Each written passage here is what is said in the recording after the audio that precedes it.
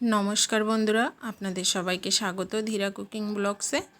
आज के एकदम कम तेल मशलाय आपनादेरके एकटा रान्ना करे देखाबो कचु दिए भेटकी माछ। देखेई बुझते पारछेन आपनारा रेसिपिटा।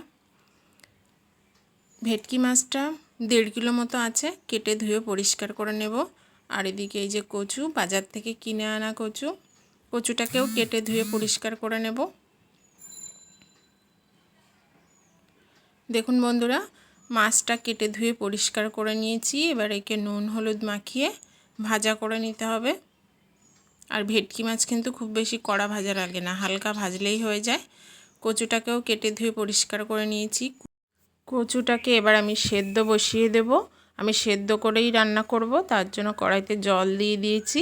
জলটা একটু গরম হলেই আমি কচুটা দিয়ে দেব। অনেকে কিন্তু কচু ভেজেও রান্না করে, মশলা দিয়ে কষিয়ে ভেজে রান্না করে। আমি আজকে বলেছি একদম মশলা ছাড়াই আপনাদের রান্না করে দেখাবো।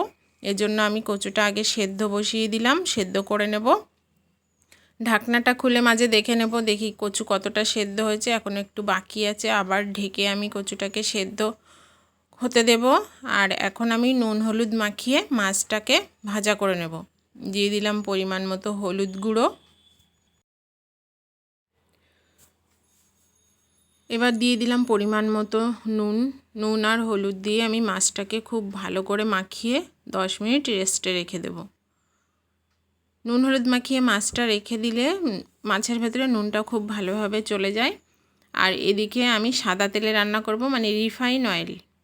আমি কড়াইটা ভালো করে গরম করে নিয়ে এবার তেলটা দিয়ে দিলাম। তেলটাকেও খুব ভালো করে গরম করে নিতে হবে। তেলটা গরম হয়ে গেছে, মাছগুলো এবার দিয়ে আমি একে একে সব ভাজা করে নেব। আর ভেটকি মাছ ভাজা করতে কিন্তু খুব বেশি টাইম লাগে না, কারণ মাছটা হালকা ভাজা করতে হয়, খুব বেশি কড়া করে ভাজা লাগে না। মাছটা ভাজা হতে থাকুক। এই পর্যায়ে আমি দিয়ে দেব কচুতে একটু নুন। সেদ্ধ করার সময় কচুর ভেতরে নুন দিলে নুনটা কচুর ভেতরে চলে যায়। আর দেখুন কচুটা কিন্তু অনেকটাই গলে গেছে। এবার আমি নামিয়ে নেব। আর বাকি যে মাছগুলো আছে সে মাছগুলোও আমি ভাজা করে নেব। মাছের এক পাশ ভাজা হয়ে গেছে, আমি আর এক পাশ উল্টে দেব। আরও কিছু মাছ আছে, সেগুলো আমি এইভাবেই ভাজা করে নেব।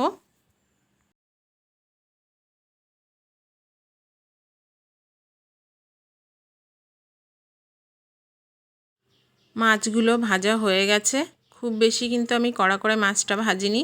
আর কিছু মাছ আছে, আমি এইভাবেই ভাজা করে নেব।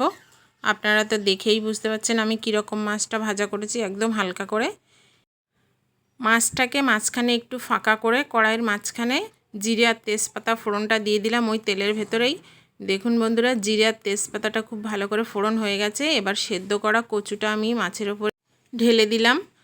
কচুটা ফোড়নও হয়ে গেল। তরকারি কিন্তু প্রায় অর্ধেক হয়ে এসেছে। আমি কচু সেদ্ধ করার সময় হলুদটা দিইনি, এখন দিয়ে দিলাম। আর খুব বেশিক্ষণ কিন্তু রান্না করা লাগবে না, যেহেতু সেদ্ধ করা কচু। খুব বেশি কিন্তু নাড়াচাড়া করা যাবে না, যেহেতু ভেটকি মাছ নরম মাছ। এবার দিয়ে দিলাম কাঁচা লঙ্কা। কাঁচা লঙ্কাটা দিয়ে আমি ঢেকে রান্না করব 5 মিনিট মতো। আপনারা দেখেই বুঝতে পারছেন বন্ধুরা, কচুর তরকারি কিন্তু প্রায় হয়ে এসেছে। 5 মিনিট ঢেকে রান্না করব। 5 মিনিট পরে আপনাদের দেখিয়ে দিচ্ছি। কচুর তরকারি কিন্তু একদম রেডি। একদম মশলা ছাড়াই আপনাদের কচুর তরকারি রান্না করে দেখালাম। তাহলে বন্ধুরা আপনারা কিন্তু এইভাবেই শুধু কচু আর ভেটকি মাছ না, রুই মাছ, কাতলা মাছ, যে কোনো মাছ দিয়ে এইভাবে রান্না করে খেয়ে দেখবেন, ভীষণ টেস্টি লাগে।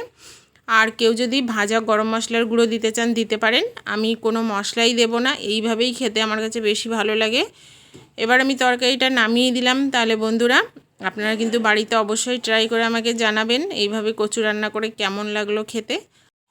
আজকে এই পর্যন্তই বন্ধুরা, অন্য কোনো দিন আরেকটা নতুন ভিডিও নিয়ে আবার চলে আসবো আপনাদের কাছে। আপনারা ততদিন ভালো থাকবেন,